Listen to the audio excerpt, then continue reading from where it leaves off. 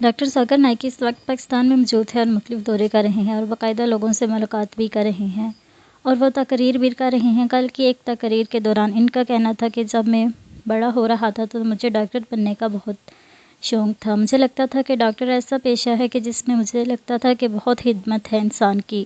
مجھے لگتا تھا کہ یہ سب سے بہترین پیشہ ہے اور میں ڈاکٹر بننا چاہتا تھا۔ مزید ان کا کہنا تھا کہ اس کے لیے میں نے محنت بھی بہت کی، زندگی میں بہت سے سیکریفائسز بھی کیے، لیکن جب میں نے دین کو پڑھا، مختلف مذاہب کو پڑھا تو مزید ایک نتیجے پر پہنچا کہ اللہ کے نزدیک جو سب سے اہم دنیا میں پیشہ ہے وہ یہ نہیں ہے بلکہ یہ انسان کے نزدیک اہم ہے۔ پھر وہ کہتے ہیں کہ جب میں نے مزید اس کو پڑھا تو مجھے اس چیز کا اندازہ ہوا کہ اللہ تعالیٰ کے نزدیک بہترین وہ ہے جو اللہ کا پیغام دوسروں تک پہنچائے اور لوگوں کو حلال حرام کا بتائے۔ مزید انہوں نے کہا کہ رسول اللہ صلی اللہ علیہ وسلم کی انہوں نے مثال دی اور کہا کہ سب سے پہلے اس بات کو سمجھنے کی ضرورت ہے۔